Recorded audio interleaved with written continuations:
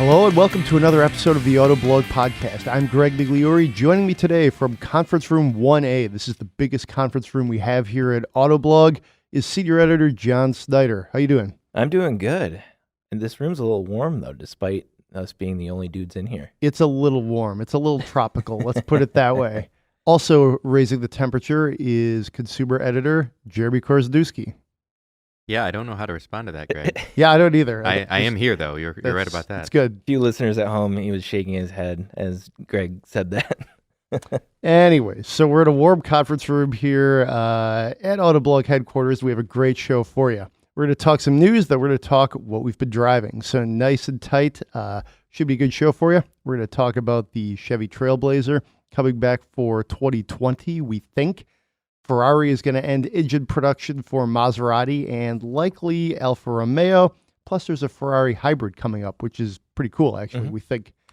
Also, we'll talk about an incident in Tesla involving autopilot. Let's just say this wasn't safe usage of the autopilot feature, I guess. I don't know, guys. We'll dance around that, but in simple terms, yeah, I think we all know what we're talking about there. Elon weighed in, so we're going to weigh in on him weighing in. Lastly, there is a McLaren GT, which we think is a pretty cool car. It looks good. It's powerful. It adds something to their lineup. Interestingly, nobody's really clicking on it. So if you're listening to the podcast, you might want to go to our site and check this out. Then what we've been driving. I just got out of the Kia Niro, as did Jeremy, I think. That's took right. that to lunch. Took it for a quick spin. The EV specifically, too, which is pretty cool. The EV. What's the range on that? Oh, gosh. It's slightly less than the Kona. It's I don't know. Two something. It's like 248. 240-ish. Yeah. Something around that. And I mean, depending on the temperature, since that's the theme of the day, apparently, you could get a little bit more or a little bit less. And then also, truck fans, we've all spent a good deal of time in the Ford Ranger. In some ways, that may be the headliner here. So you'll want to listen and hear how we feel about that.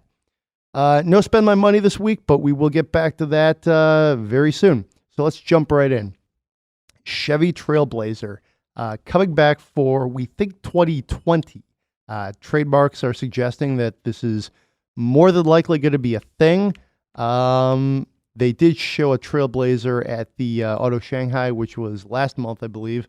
And it seems like it's an entirely logical move. The Blazer is a great name. The Trailblazer is also a very strong name. The question now becomes, what exactly would the Trailblazer be? Yeah.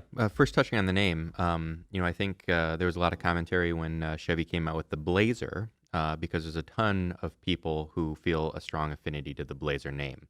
I don't think you really have that issue with Trailblazer. I do think it's a good, strong name. It's the kind of name they probably should bring back. And I think it's interesting that I think this Trailblazer is going to be small. The previous Trailblazer was a big body-on-frame SUV. This is going to be just maybe a little bit bigger, I think, maybe a little bit bigger than the Trax. So we're talking subcompact, compact crossover. So I don't think there'll be a lot of pushback from fans. I don't think there's a ton of Trailblazer aficionados out there. They're going to be super mad that that GM is ruining their memories of that particular vehicle, like they did with the Blazer. In my memories. Snyder has some hot takes on the Blazer. He's fired up about it. But no one has a hot take on Trailblazer, right? We're just like, yeah, that's a good name. Yeah. It seems fine. Yeah. So yeah, it's the idea right now basically is that there just can't be too many crossovers. I think we're getting to a point, a saturation point, where we're going to test that. Because right now, I mean, everybody has got new crossovers coming out. There's crossovers like barely bigger than other crossovers in people's lineups, and like the different.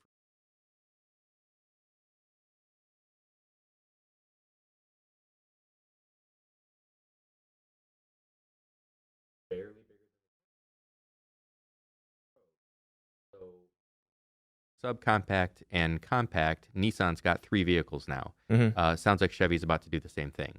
They've got the Trax, which is the smallest. I think that this Trailblazer will be barely a size larger, and then of course they've got several other car-based crossovers like the Equinox in varying size levels above that. So, yeah, is it going to be too many crossovers? Well, I guess we're about to find out. I think my sort of sticking point here is why use the Trailblazer on what is likely some sort of small vehicle. The Trailblazer was a very large vehicle in its, maybe not storied past, but its past. Let's put it that way. So is it a great name? Yeah. It doesn't seem like it's going to fit right, though. And I mean, is this thing going to have some sort of off-road capability? Because when you say Trailblazer, Right. that's what the name implies. I would think it would be, hey, let's take the Blazer, maybe put some beefed up suspension on it, big wheels, just do something different. Then you would have like the Blazer and the Trailblazer. I don't know. This seems a little odd. On the other hand, they're taking a good name. They're putting out a product that they hope to win with. I guess just don't overthink it, Greg. I don't know. It's better than New Road Finder, I guess. And I wonder. It's going to be probably going to be a little bit bigger than the Trax. I don't know if they need this car, at all. I mean, Trax does decent sales.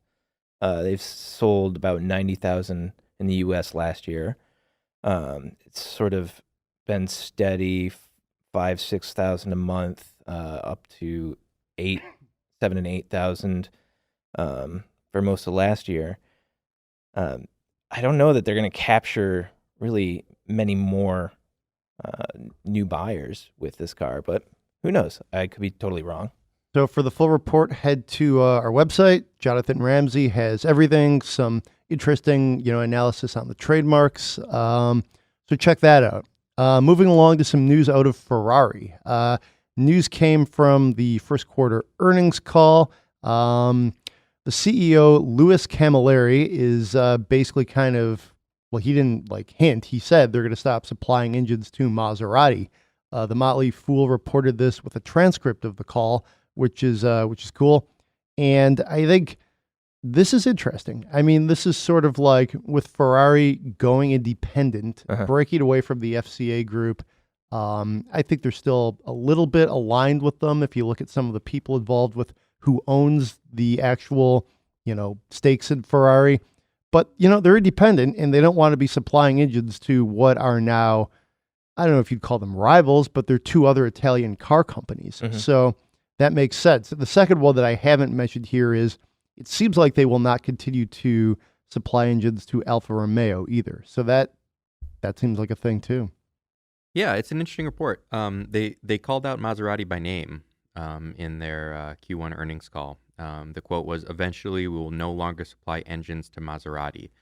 But later on in the conference call, they actually said that they have no intention of supplying anybody with engines beyond 2021 or 2022.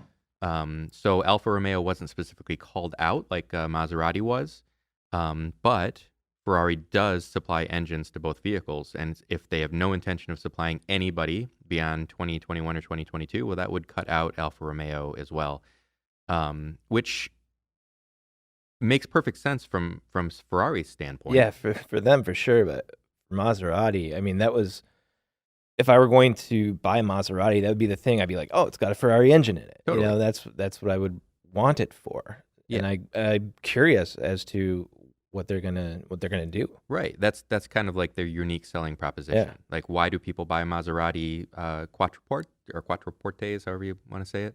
Because it's got a Ferrari engine in it, and it sounds great.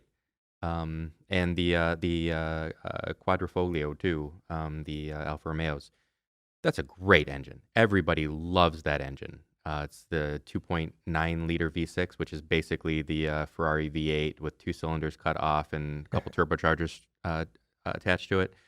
A really good recipe. Let's put it that way. Yeah, I mean it's a brilliant engine, and it's what makes that car so special.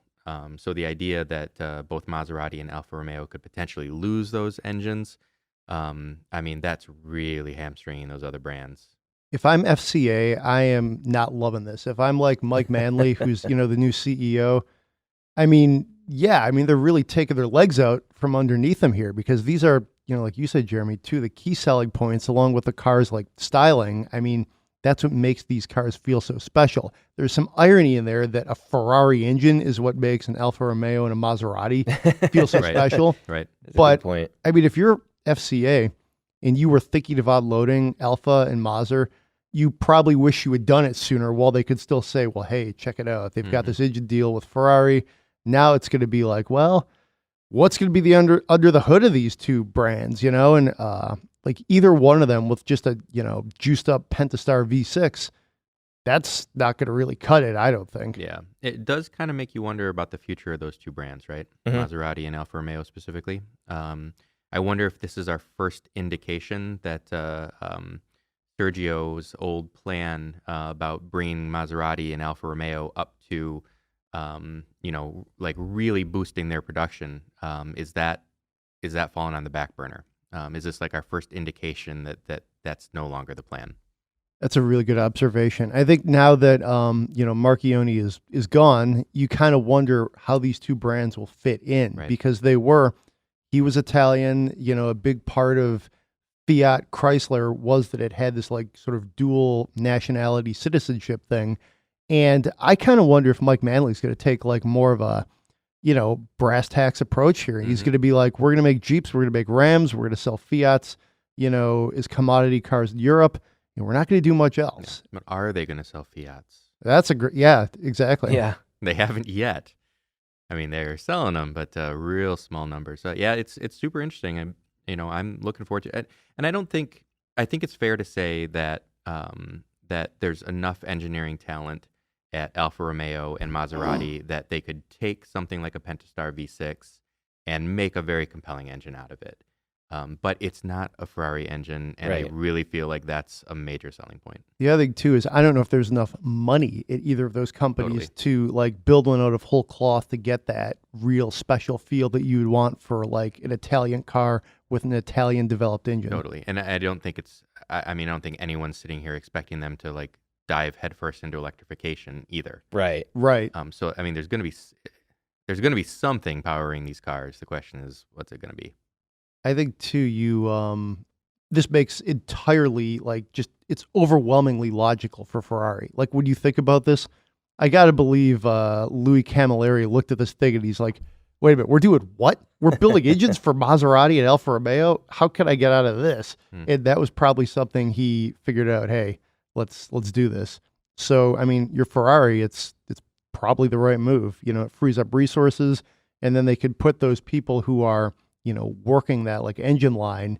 And I've seen that engine line in, you know, Ferrari's like headquarters.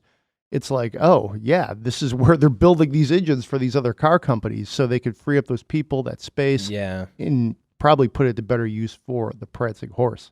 Right. Yeah. That frees up resources big time for like, the rest of the car. You know, a Ferrari is a lot more than just the engine. I mean, the engine's great.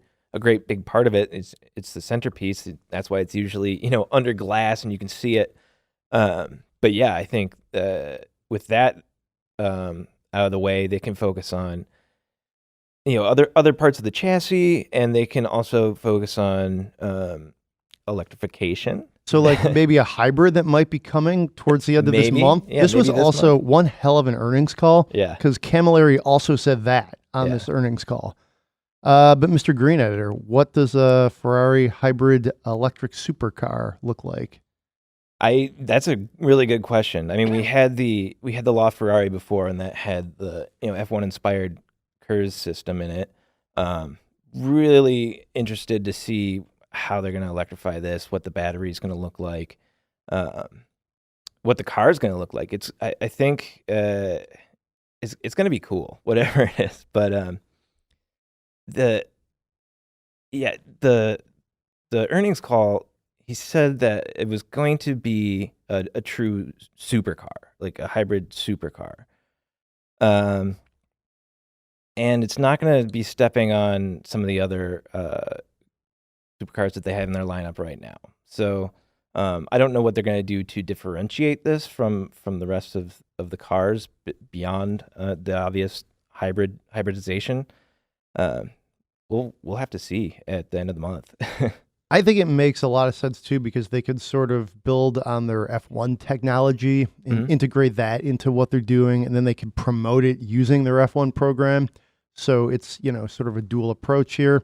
It sounds like it is going to be a hybrid, not a full electric. Right. Just the way they've sort of couched this. I'd be surprised if it had a plug at all too. It's just going to be a standard hybrid.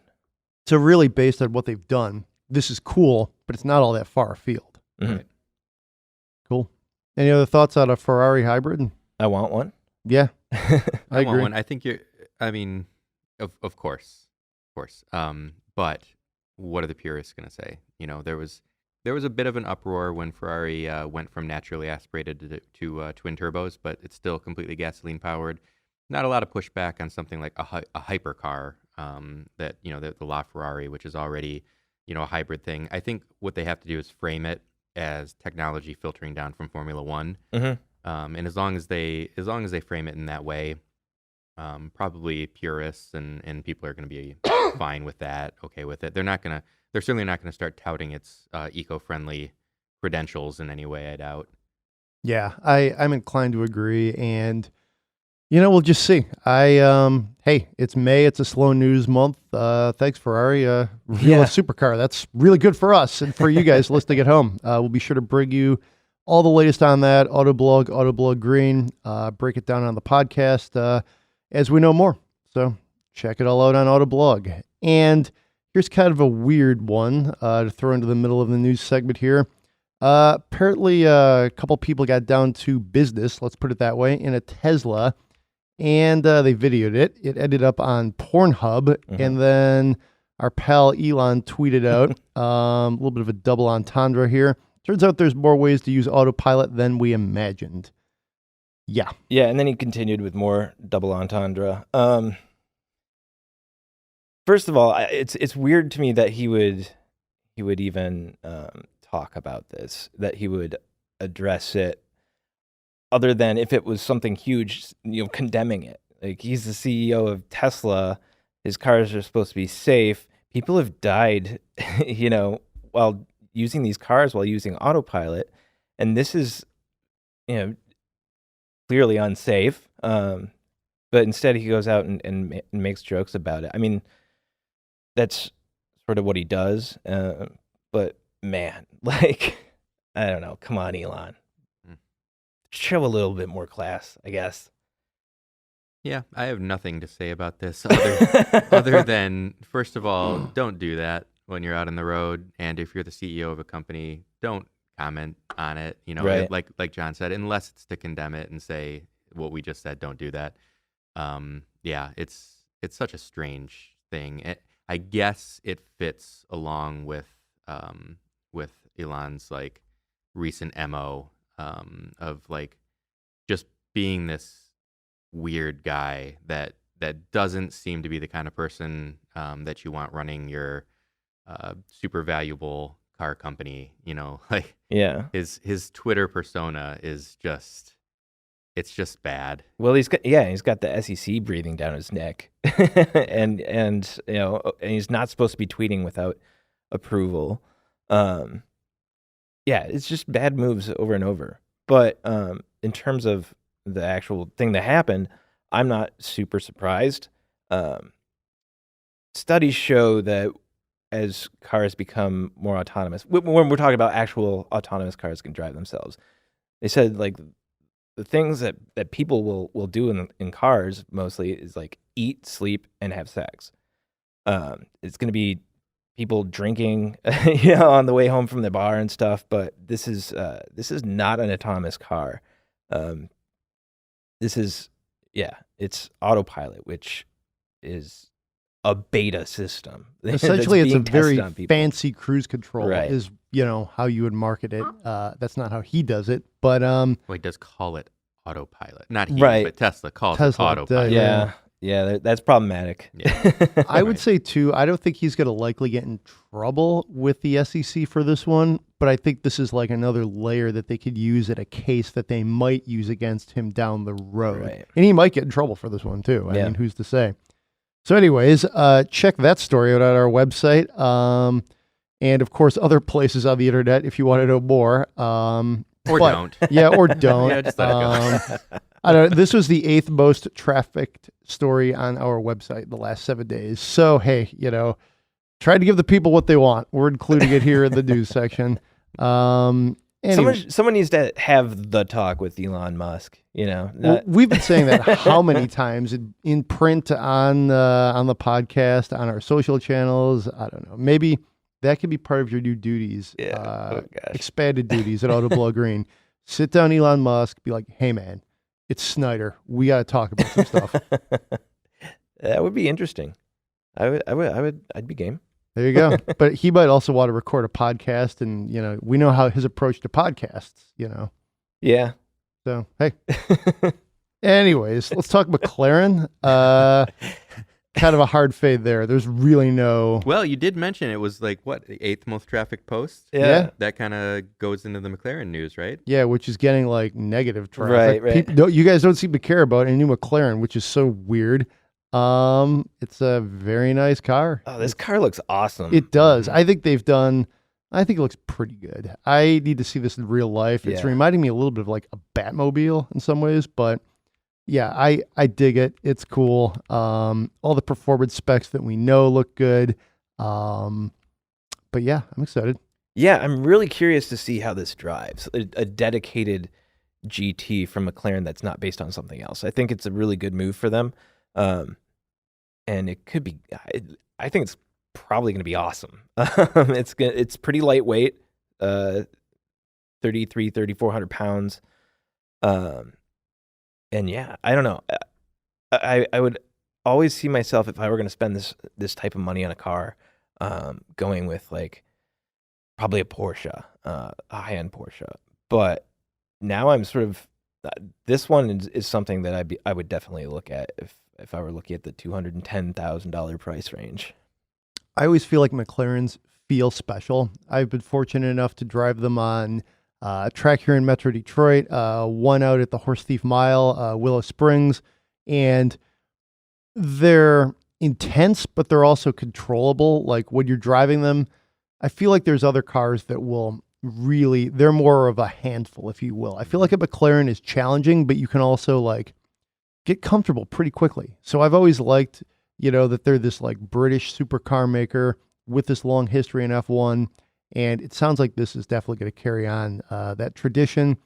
I'm really intrigued by the GT proposition as well. I think that's something that, well, they said this is what their customers want. So, hey, that makes a lot of sense. Yeah, I mean, and as I look at the pictures, it does look really good.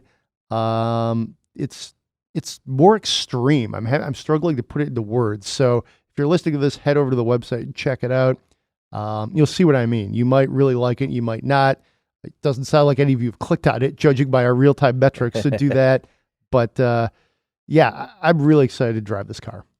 Yeah, the last McLaren experience that I had, I drove a 720S on the highway, and then I drove a 600 LT, that's the 600 Longtail Spider, at a racetrack, private racetrack in Arizona. That was back in February. And my strongest memory of the 600 LT on the track was when I overcooked it a little bit on a corner exit, and the car got a little bit sideways, but front and rear. It's, to its credit, it was very well balanced. It didn't slide out from the back. It didn't wash out up front. But the memory was how non-dramatic that felt and how easily recoverable it was. I've driven some other supercars on racetracks before, and it's always like knife edge, where you feel like one wrong move and you're spinning off into the dirt. Like, thank God for this helmet. No feeling like that in the 600 LT, and that is their track-focused vehicle. So something like this Grand Tourer, well, that sounds really good, because let's face it, most people aren't taking their cars to racetracks. Right. Even if they do have a long tail that's made for it, people treat their vehicles more like Grand Tourers. So it just makes perfect sense. One complaint: McLaren's last Grand Tourer had a sideways opening rear glass hatch, which I thought was pretty much the coolest thing ever. They're not. They did away with it on this one, on this new GT. It's a traditional opening glass hatch that I feel like it's a total missed opportunity. Like that could be like McLaren's calling card for their GTs, that sideways opening hatch. Yeah, that would have been cool. I'm looking at these photos. They're great. My favorite photo is with the hatch open and a set of golf clubs in the back. Right. It fits, but barely. It fits, not sideways, but the long way in Look there. at the size of those air intakes. on I the know side. they're huge. Yeah. Massive. That's like new ground for McLaren, isn't it? Yeah. That's not something they're doing. It looks amazing. It looks like it could take off. It looks It does. It reminds me of like a Transformer or like a Supercar like concept or something from Yeah. the 80s. like which, a fighter jet almost. yeah, I mean, the more I look at it, the more I'm definitely coming around to it. Mm-hmm. Yeah, so McLaren, if you want to send one of those our way, we'll take delivery anytime at your convenience. Mhm. Anyways, so we haven't driven that, but we have driven a couple of other things. The Kia Niro, this is the full plug-in hybrid, and No, the full EV. full EV. Yeah. Yes. And the Ford Ranger. So, I don't know, flip a coin. Let's talk Kia first, then we'll do the Ranger. We'll wrap up with the pickup. John, you're the green editor. Why don't you set the table for this one? Cool. So yeah, I drove this on the first drive. So yeah, it's 201 horsepower, 291 pound-feet of torque. The rear seat is slightly bigger than the Kona EV, which I think is a big selling point for this one. The Kona EV, that back seat is pretty tight. Not a lot of legroom. This is a lot more comfortable in that way, but I feel like the Kona is a little bit nicer. And also the Kona is rated to a higher the driving range. The Kona's 258. This Nero is 239. When I drove this, though, starting with a full battery, as I drove, the range, the range it showed went up and up and up, and it was at like 260, and I was not being gentle with the car at all. This thing, it's happy to spin its front tires. It feels pretty quick. The electric motor, I feel like, is a little louder. You can hear more of it in the cabin. But yeah, I really like this, and I'm curious to see what you guys thought. So I enjoyed the fact that it looked in many ways felt like a regular car, like a little hatchback. It wasn't this crazy science experiment, to drive an EV, which I always think, as much as when I do drive an electric car or a hybrid, I like to stand out a little bit. I mean, I like to be a little braggadocious, if you will. Mhm. It's probably better to be subtle and just save the world, but hey, whatever. But I did like how this thing just, felt very normal. My kid's car seat fit very well in the back seat, which, to your point, John, it's decent sized interior. Yeah. Not only for like an EV, but just for the segment. It's pretty roomy in there.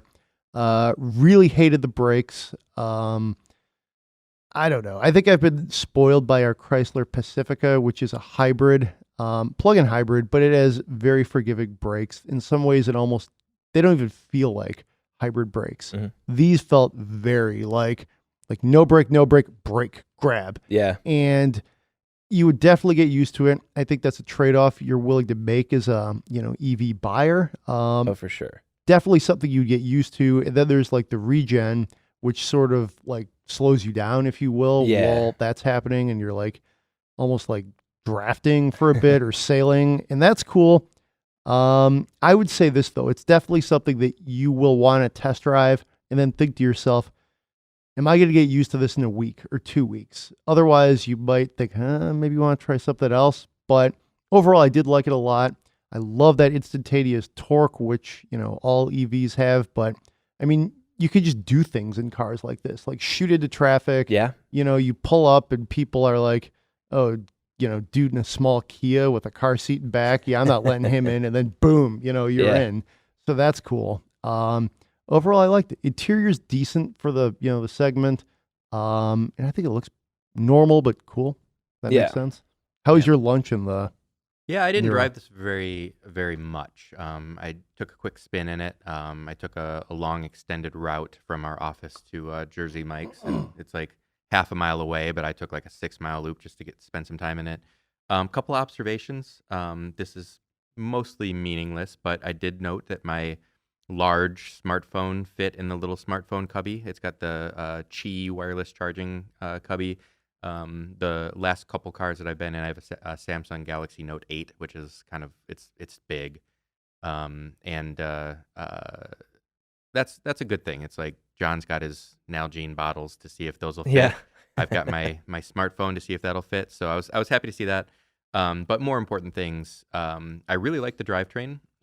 John mentioned something about you hear a little bit more of the electric motor while you're driving it. I noted that as well. I also noted that it's an interesting sound. Yeah. I don't know. I don't know off the top of my head if that is an artificial sound that's pumped in and made for other people's benefit to hear the car outside, or if it's just ambient noise from the drivetrain. But it sounded like I don't know, kind of Star Trek-y, like Yeah. like a very futuristic sounding vehicle. If that is the actual sound of the drivetrain without any artificial noise, I think that's really cool. I really liked it. And the brakes, I noticed as well that they and my gut is that it is a transitional issue between the regenerative brakes Yeah. and the friction brakes. I tried all three different settings of brakes. You can go into the menu in the infotainment system using the screen and set it on level 1, 2, or 3 for brake regen. At first, I thought level 3 was too aggressive, but then I felt the brakes and thought, well, I'm going back to level 3 and I'm going to rely on regen. And I did that the majority of my drive, the rest of the time. And the regen, it's at the very least predictable. You take your foot off the gas, or not? No, it's not a gas, is it? You take your foot off The throttle, right? the Yeah. accelerator.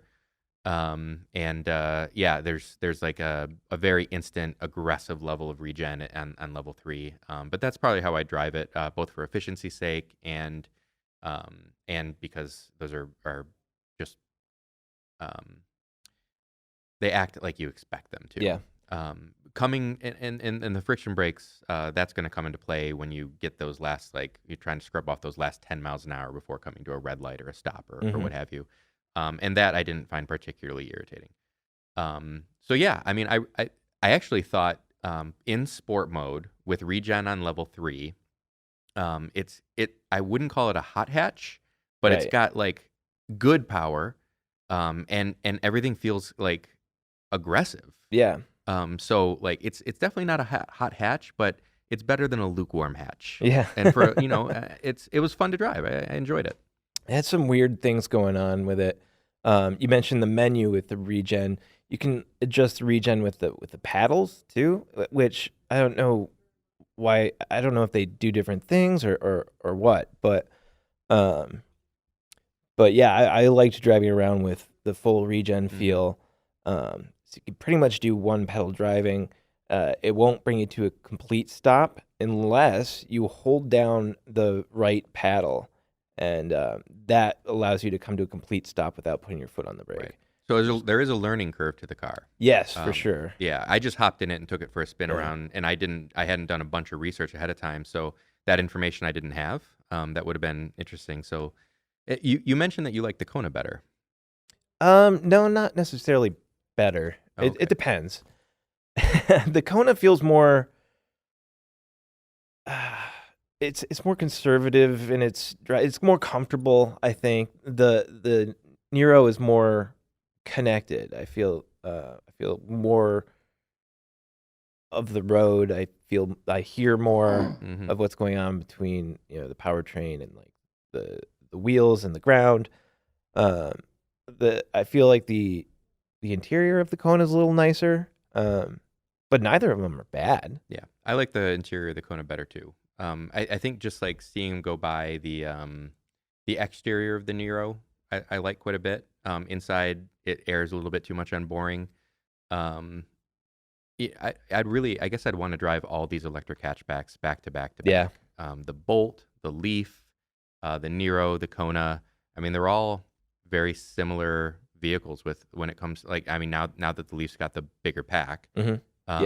Yeah. They're all 200 plus miles of range. They're all hatchbacks. They're all real usable vehicles, which I think is really cool. Like that these are like legitimate options for people. Yeah, at that point, like, people say, oh, but the Nero has more range than the Kona. I'm like, what's the difference between 240 and 258 at that point? Like, I'm never gonna use all that in a day, without I would probably take something else if I was going to drive that far. Right. And I guess in the winter, maybe that little that little extra margin of safety to get you home might be helpful. But yeah, you mentioned the range too. I thought it was interesting. When I took out the car, it said 202 because it hadn't been immediately plugged in since it had been parked. It said 202. I drove, I think, 6 miles, something like that. And I turned the car back on to head back to the office, and it said 201. So I drove 6 miles, but it only lost a mile of estimated range. So I'm just are they just being conservative with it? And I don't necessarily think that's a bad thing if they are being conservative. But I thought that was interesting. I think another really cool thing about this, which we aren't able to take advantage of with our charger here, but it can charge it up to 100 kilowatts, which I forget how much that shortens the charging time. But on a DC charger, this is it's a big battery pack to fill up, but it'll fill up quickly, which is kind of cool. Mm-hmm. So 2 fun facts here. One, the Kona is the name of my dog's sister. So Okay. I'm sure you all need to know that. It's Blue and Kona. Anyways, but we were talking about how this is like the Nero is a fairly fun hot hatch. 0 to 60 time, according to Autoblog.com, and an article written by John, is 7.8, which is actually to 62. So let's call it 7.7-ish. And then just for comparison, the GTI is 6 flat. Yeah. Now, that's significant if you're like drag racing them, but assuming you're not doing that, and then you factor in all of that instantaneous electric torque, Nero's pretty fun to drive. I mean, it's cool. I bet you 0 to 30 Yes. in a Nero Absolutely. is probably like maybe just a tick off something like the GTI. And it'll fall a little bit from there. But let's be honest, in daily driving duties, that 0 to 30, 0 to 40 miles an hour, that's the most important stat right there. Mhm. Not very few people are stomping on the accelerator and doing 0 to 60 mile per hour runs all the time. And the acceleration, it feels faster than those numbers. It does. Simply Absolutely. because it's super linear. You're being pushed back into your seat the entire time. There's not a shift or anything to disrupt the acceleration. And I think partly because it's quiet, with no motor, you sort of, I don't know, there's a sense of velocity. It's very confidence building, I think. I mean, I was doing crazier things in like the Nero that I was, a couple of weeks ago in some of the quicker cars we've had come through the fleet, just because, all of that torque, all that electric propulsion just gets you where you need to be. Mm-hmm. So, did you guys play with the cup holders at all? I put my coffee in them. That's what I did. And so they're two little, they're slightly offset circles, and then there's a button you can press, and it has this little arc of plastic that, if you need to hold something smaller, it comes in and tucks that in. And it was just super fun to play with, just pressing that little button and deploying that little. Nalgene check. I didn't do an Nalgene check in it. I will do that later, but it definitely won't fit in those central cup holders. I'm not sure if there's a door pocket or something where it might fit, but I'm not. There's always the glove box. Maybe not always. It Not doesn't. always. I mean, doesn't fit in all glove boxes. Does it have a frunk? It's tiny, I believe. Okay. Is it a Nalgene approved frunk? I mean, We will I fit- think it's. I think We're it's. gonna fit this Nalgene somewhere. I think it's just big enough to hold the charging cable. I'm not sure. I might be conflating that with one of the other EVs I've driven recently, but So should we talk about the Ranger, maybe Yeah. a little bit. So yeah, What? A lot of Nalgene's can fit in the back bed. Oh, of yeah. a Ranger. You could put a lot of water in the Mhm. Ford Ranger. Yeah. Yeah. Jeremy, you drove one a while ago in Seattle. John and I will give you a little bit of a teaser here. We just completed our midsize truck comparison test. So this is the Colorado, the Tacoma, the Ranger, the Gladiator. We did it on and off road, Northern Michigan. We're gonna have a great story coming up in June. And a great video. And a great video and all kinds of awesome stuff. That was Such an epic week. quite the thing we're putting together. I'm pretty proud of it. Yeah, no, me too. I actually roughed out a column the other night at my dining room table, longhand on a notebook. So that was kind of fun to do. So I like that you still write. You're one of the people who still, puts pen to paper. when you actually have that, you're inspired and you go do something, that's what, for me, I don't even want to open the laptop. I Yeah. want to open a beer and then start writing. Yeah, But there you go. anyway, so we're just going to tell you what we thought of the Ranger, not in the context of that test. That's all coming up in June. We'll give you the results. We'll break it all down. But after the test was done, we drove the Ranger for a while. Mhm. And I think, you guys love the Ranger. This is just more kind of like what it was like to live with it for a little bit. And Jeremy, of course, had one come through his fleet that we talked about a little bit, but we'll get a little more into it. Anyways, I had a great weekend of the Ranger. I think it's fun to drive. Ours costs a little over $40,000. $40,605 to be exact. It has the FX4 suspension, which I'll start there. I Yeah, thought the that's a good place to FX4 is fun. We took it off road, and I thought to myself, you don't need the FX4 suspension on road. But by the end of the weekend, I was like, oh, I want the FX4 suspension. It's so bouncy. It gives you that kind of old school off-roading feel. Mhm. I really, really ended up deciding, hey, I think if I were going to buy a Ranger, I would get this option. Yeah, at first I was not digging that suspension when I was driving it on the roads. Just every time you hit the brakes, it sort of dives. It porpoises a little bit. It felt like, like a Toyota 4Runner or something like that. But once I got used to that, I learned to be more judicious with the brake pedal. It made it a little more comfortable. But I mean, off road, that suspension's fantastic. It soaks up everything. You can drive over some pretty gnarly crap pretty fast. That's what we did. We Yeah. went to Eastern Market, which is big, weekly, if you will, flowers, vegetable market in Detroit. Did you get any mulch? Did you put any mulch in it? Didn't get any mulch. I thought about it, but it was actually kind of cool last weekend. Oh, I wasted my chance to get mulch in the Ranger. But yeah, I mean, the roads are, rough all over Metro Detroit. And I was Yeah, like, they're hey, bad. this is great. This off-road suspension is really doing its job. It's a $1,300 option. So the grand scheme of things for a almost $41,000 truck, I think it's a pretty good deal. Yeah, and if you're gonna take it off road, yeah, that's awesome. It's not a huge price to pay for the amount of fun you're gonna have with it.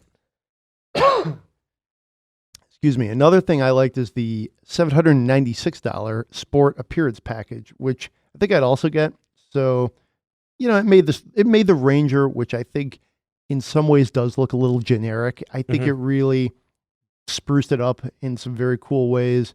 That's another option I would definitely get if I was going to get a Ranger. You get cooler wheels when you Definitely. get the Sport, and those are the wheels that I'd want. I'm configuring one right now as we're having this discussion.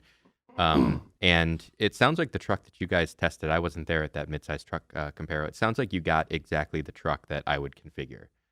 Was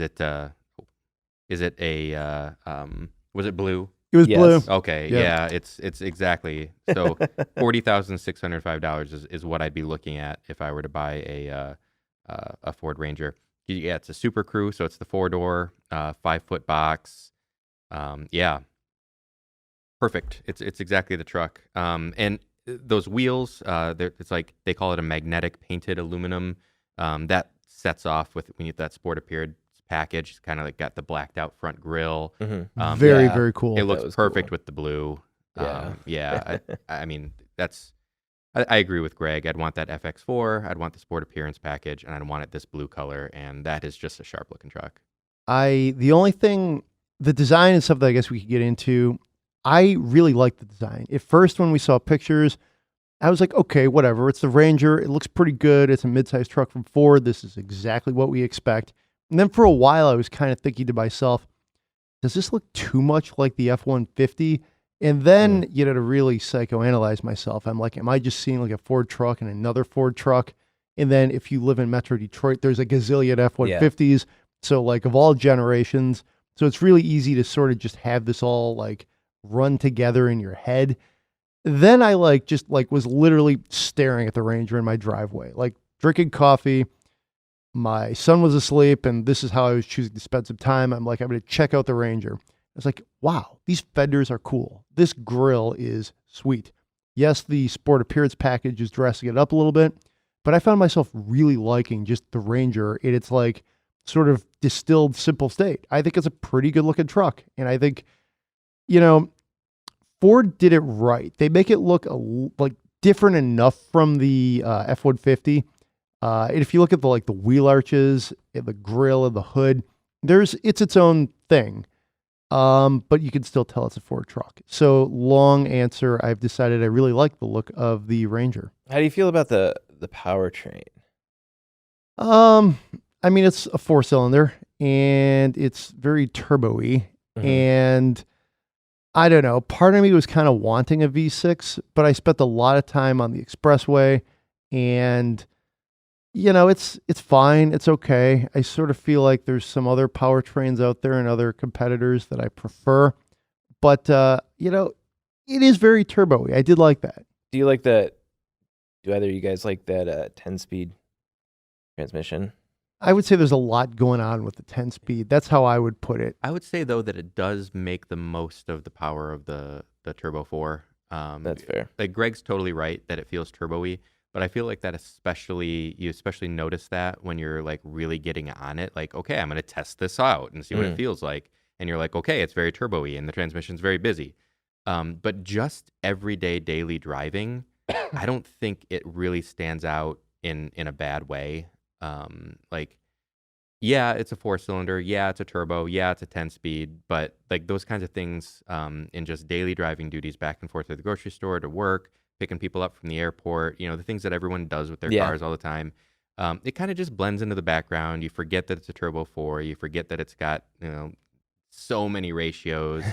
But you're absolutely right. And I think one area where you really may notice that transmission is if you're towing a load. Because I mean, you hook up a good sized trailer to this thing, like let's say 5,000 pounds. Let's say you're towing 5,000 pounds. That transmission is probably going to be running through gears all the time to keep the engine like in its power band. That might be a little bit irritating, but you'd really have to test that to know. Yeah. And what's unfortunate about it is you're not going to test that on a test drive. If you're going out and looking at mid-sized trucks, you're not bringing a trailer with you and hooking them up and saying like, okay, I'm going to take this out on the highway, put 100 miles on it, and encounter some hills up and down. So yeah, I mean, that sounds like the kind of thing that maybe someone like Autoblog should put to the test in the future. See what it's like. You should get another Airstream and put it on the back. Yeah, we totally should. We've definitely dinged other competitors in the segment for being expensive, specifically the Gladiator, because it's a pretty expensive truck. But the Ranger ain't cheap, let's put it that way. And this one coming in at, almost $41,000. It had a key start. It wasn't push button, and no seat heaters, which I thought was, for this segment, I don't know, that seems a little miserly. It seemed like that should have been like just either baked in or like a fairly, cheap option. Yeah. The average new car in 2018 it was like somewhere between $35,000 and $36,000. And I feel like when you get into something that starts in a 4, you just have certain expectations. Push button start is definitely one of them. And it is surprising to get into a $40,000 pickup truck and not have that. I definitely agree with that. You not only are you expecting heated seats, you're probably also expecting a heated steering wheel. Yeah, trucks are expensive though. Trucks are expensive. That's why we have this whole new segment of mid-sized trucks. Is it's an extra layer of profits for the car companies, and it's makes They're a lot of expensive and sense. profitable. And it's kind of funny too. Mid-size trucks are so new and they're selling really well right now. You can get a full-size truck with a big discount. Yeah. And you're probably not spending any more than you would. You can probably get an F-150 for about the same price as you're going to get a Ranger. You'd have to do because of the discounts, and because there's such a competitive marketplace. And if maybe if not an F-150, check out a Silverado or a Ram. They're putting big discounts on those. But I think where the midsize trucks really come into their own is they're just right sized. Maybe you can get a full size for the same price, and maybe it's going to have a few more options. But it might just be too big of a vehicle, not the vehicle you need. Maybe the midsize, maybe the smaller one is actually worth more to you because it's more useful to you. I dare say the midsizers that I've driven are in some ways more fun to drive than a full size. You just, I don't know. It's almost like you're on a horse or something. I don't know. It's no, that's good. Maneuverable. Yeah, they're maneuverable. The steering's pretty good. You could see all the corners generally. Generally the powertrains are very purpose built, if you will. They're not trying to aim for any certain crazy specs that they feel like they need to hit. They're all very capable nonetheless. I really like this segment right now, and I found myself the Ranger was really growing on me too, in a way that our Honda Ridgeline sort of grew on me, that we've had that was one of our most recent long-termers that just left actually. I found that was a truck, but it was also very comfortable, and it was a little more subtle. To me, the Ranger is a step up as far as capability and also just styling, but it's also somewhat chill, and I think that's cool. Yeah, and you said it grew on you, and that's exactly what it did to me. It grew on me over my time with it. It's a pretty good truck. I think there's a lot of potential for when they give this an update. Maybe give it some more powertrain options, or update that interior. It does feel a little old already. I mean, it is pretty old. Yeah. But I think now that they have this back in America, they can do more. When they update it, they can do more to differentiate it from, the F series, and really make it good for American buyers, someone like you or me, and give us more of what we actually want. So, yeah, I'm excited to see what comes of that. Not sure when that's going to happen. I feel like there's good chance for efficiency gains in these mid-size trucks too. When you look at their EPA rated numbers, I think there's room for improvement, and I think even some simple hybridization. It's got to be in the works. Yeah, I think that would go a long way to making these Ford's really doing practical. it to everything. Yeah, so that's something I'm looking forward to. The only thing about the cabin of the Ranger I would ding it for a couple things. One, it does already look pretty old in there. Materials aren't great. I'd put it on par with the Chevy Colorado and probably a bit above of the Toyota Tacoma as far as the interior materials and Tacoma such. Looks dated. It looks dated. Anyways, but the back seat I found to be not quite as usable as I had hoped. We put a car seat in the middle because the middle is the safest place to put a car seat. And what's that do for you? Okay, so that means, another passenger has to sit on the side, and that's a pretty tight experience. We ended up putting the stroller up front. It doesn't have to be a stroller. It could be anything in your life that's big that you don't want to fly out of the bed of the truck if you're going to go on the expressway. So it got a little tighter than I think we would have liked. We were in a full-size Sierra last fall, and we went on a family trip to the zoo. Everything just fit better because that was a huge inside. So I think that is a drawback. And that's something, if you're just looking at these as lifestyle trucks, you kind of got to think, what's your lifestyle? Because a crossover, you throw the stroller in the back, immediately your back seat, the other passengers don't have to sit there, So, and I realize we laid this out in a very unique way. This isn't how most people would necessarily use their Ranger, but some people might. Yeah, for sure. I mean, that's how I would use it.